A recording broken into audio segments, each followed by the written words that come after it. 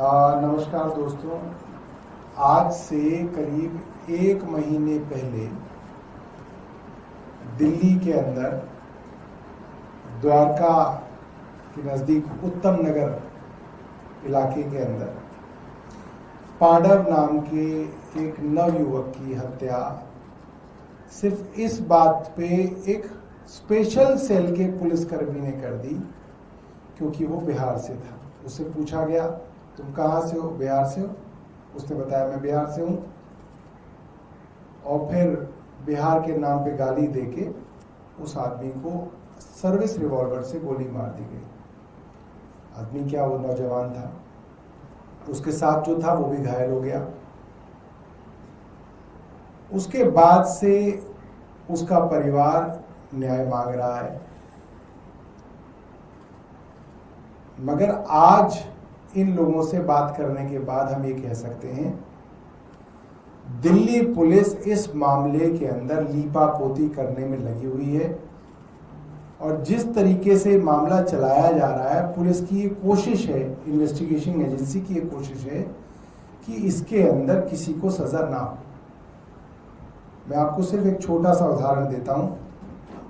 एक test identification parade होती है, TIP कहते हैं जिसे, जिसमें आरोपी को पहचानने के लिए जो चश्मदीद है उनको बुलाया जाता है कि भाई इन आरोपियों में से, इन 4-5 लोगों में से जो आरोपी है उसको आप पहचानिए।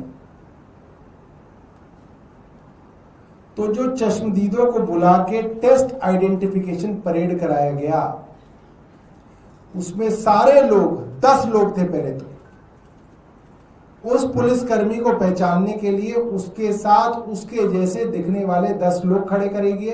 पहली बात, सबको एक कपड़े पहनाए गए, चलिए कोई बात नहीं। सबने टोपी लगा रखी थी, नाक पे आंख पे टेप लगा रखे थे। भाई ऐसी टेस्ट आइडेंटिफिकेशन तो मैंने कई वकीलों से पूछी, किसी ने नहीं सुनी। या तो उस रात को उस आदमी ने टोपी लगा रखी हो, उसके मुंह पे जगह जगह टेप लगी हो, ऐसा कुछ नहीं था। तो जानबूझ के पुलिस, जो कि पुलिसकर्मी है, हत्या करने वाला, ये तो बड़ी साफ सी बात हो गई ना। हत्यारा जो है कैमरे में पकड़ा गया है कि वो पुलिसकर्मी है। और पुलिस इस गरीब परिवार को, आप सोचिए, इस गरीब परिवार को भी वो पुलिस वाले नहीं छोड़ रहे। कितने गंदे और घिनौने विचार के वो लोग हैं, आप ये सोच सकिए। और कितनी गंदी और घिनौने विचार की ये सरकार है, जिनके मन में इनके लिए दया नहीं है। कल संजीव झा जी और हम लोग मिलने गए इन परिवार से, तो DM ने इनको बुला लिया। शाम को 5 बजे इनका काम खत्म हो गया था। फोन पे बात हुई, हाँ जी हम राजौरी गार्डन से वापस आ रहे हैं। मगर फिर हमने फोन किया तो दोनों के फोन स्विच ऑफ कर दिए गए। क्यों? इनको पुलिस थाने में बुला के बिठाया गया रात तक। क्यों बिठाया गया? ताकि ये हम लोगों से मिल ना पाए। मिलेंगे तो बताएंगे कि कैसे पुलिस इनके मुकदमे को कमजोर करने की कोशिश कर रही है। मेरे पास कोई शब्द नहीं है। और मुझे लगता है कि हर इस तरीके के मामले में जिसमें आरोपी को बचाने की कोशिश होती है, उसमें पुलिस यही सब करती होगी।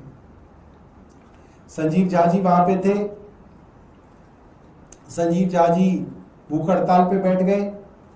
इन्होंने कहा परिवार को जब तक न्याय नहीं मिलेगा तब तक मैं भूख हड़ताल पे बैठूंगा। परिवार की मांग है, परिवार को 1 करोड़ रुपए की सहायता, और परिवार में किसी को नौकरी, और जिसने ये किया है आरोपी को फांसी मिले, उसको सजा मिले, फास्ट ट्रैक के अंदर मामला चले। मगर रात को पुलिस ने हमारे लोगों के साथ वहां बर्बरता की। मुझे बताया गया हमारे लोगों को, खासतौर पे संजीव झा जी और जितने इनके साथ लोग थे, उनको जबरदस्ती थाने में ले जाया गया। देर रात तक थाने में बिठा के रखा। अभी भी संजीव जी भूख हड़ताल पे ही हैं। कल से इन्होंने कोई खाया नहीं है कुछ, इनका अनशन जारी है। मैं 1 मिनट के लिए इनकी माता जी को कहूंगा कि वो 2 शब्द कहें, बहुत ज्यादा हम उम्मीद नहीं करते। इसके बाद संजीव जी अपनी बात रखेंगे। मुझे कुछ नहीं चाहिए, मेरी रानी आई चाहिए, मेरे बेटा चाहिए, मेरे बेटा चाहिए, बड़ा बेटा।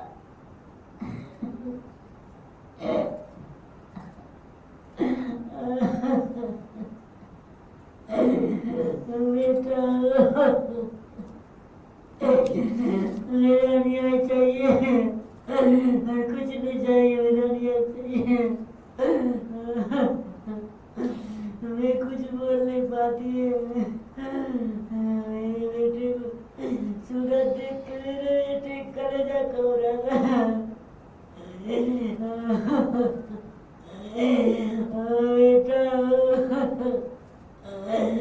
मेरा बेटा मम्मी मम्मी करते रहते करे। मेरे बेटा आते मम्मी मम्मी करके आते, कौन कहेगा मम्मी। बेटा बेटा। अब मैं संजीव शाह जी से कहूंगा कि वो अपनी बात आपके बीच में रखें।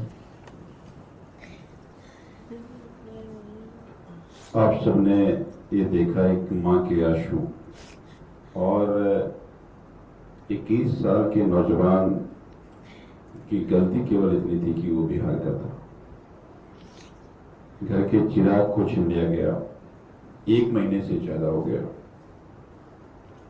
हम सब लोग जब घटना हुई थी उस समय पीड़ित परिवार लोगों से मिलने गए, और जब इनसे बात हुई थी इन्होंने इन सब की जो मांगे थी कि पहली बात अपराधी को टाइम बाउंड तरीके से जांच करके सजा मिले और सख्त सजा मिले जो एक नजीर बने।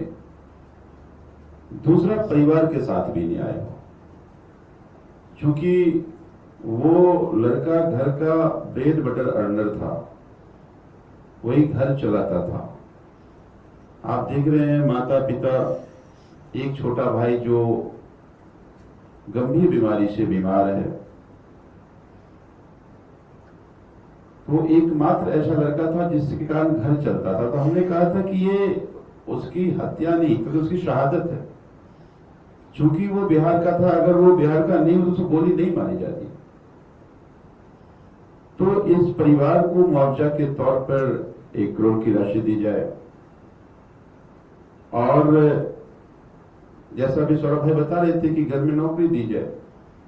मैंने दिल्ली के मुख्यमंत्री को चिट्ठी लिखा, दिल्ली के एलजी को चिट्ठी लिखा, बीजेपी के राष्ट्रीय अध्यक्ष बिहार से आते हैं। मैंने उनको कहा कि बिहार के होने के नाते आपकी नैतिक जिम्मेदारी है कि दिल्ली में केंद्र में आपकी सरकार है, और एक नौजवान लड़के को इसलिए मारा जाता है क्योंकि वो बिहार का है, तो आपकी जिम्मेदारी है कि उस परिवार के साथ खड़े हों। मैंने बिहार के मुख्यमंत्री को लिखा, क्योंकि बिहार के होने के नाते उनकी जिम्मेदारी बनती थी दिल्ली की सरकार से बात करें। लेकिन 1 महीने हो गए, कहीं से किसी भी तरह की कोई सूचना नहीं मिला। कल हम सब सौरभ भाई, हम सब पीड़ित परिवार इन लोगों से मिलने गए थे। बताइए इनकी अहंकार और तानाशाही का किस कदर इनका वो है कि परिवार को डिटेन कर लिया थाने में। क्या गलती है? एक ही गलती है, चूंकि वो बिहार से है और गरीब है, तो जो मर्जी है उनके साथ कर लो। जब हमने ये कहा कि हम परिवार से मिलके जाएंगे और हम जब तक इनके साथ न्याय नहीं होगा हम अनशन करेंगे, अन्न जल ग्रहण नहीं करेंगे, तब 10 बजे करीब इनको बुलाया गया। हमने इनसे बातचीत करी, इन्होंने पूरा वाक्य बताया, और हमने कहा कि फिर ये लड़ाई जारी रहेगी। तो पुलिस भेजकर डिटेन करके देर रात हमें वहां से छोड़ा गया। आप पुलिस से हमें डराने की कोशिश कर सकते हो, हमारे इरादे नहीं तोड़ सकते। मैं दिल्ली के मुख्यमंत्री रेखा गुप्ता जी को कहना चाहता हूं, आपकी जिम्मेदारी थी कि आप पीड़ित परिवार को न्याय दिलाएं। लेकिन मैं मानता हूं कि आपके शब्दकोश में गरीब, पूर्वांचली, बिहारी कहीं है नहीं। आज भी वो उत्तम नगर गई हैं, लेकिन इन परिवार से नहीं मिलने। तो आज हमारा अनशन जारी है और आज मैं 5 बजे दिल्ली के मुख्यमंत्री से मिलने जाऊंगा। मैं उम्मीद करता हूं कि वो मुझसे मिलेंगी, और अगर वो नहीं मिली तो अब मैं उनके आवास के बाहर ही बैठ करके अपने इस अनशन को जारी रखूंगा। बहुत बहुत धन्यवाद। Thank you. आइए जी।